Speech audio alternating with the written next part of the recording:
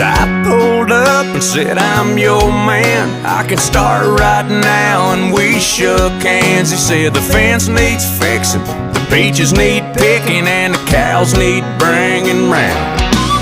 I was hauling hay, I was feeding the hogs, and that summer sun had me sweating like a dog. So I cooled off in the creek, then it was back to work in that dadgum heat. I was cussing out loud, thinking about quitting.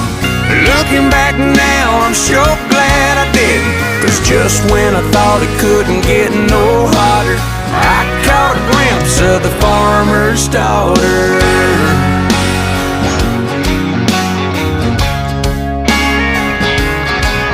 She was just getting home from Panama City. She was all tanned up and my kind of pretty. When her eyes met mine,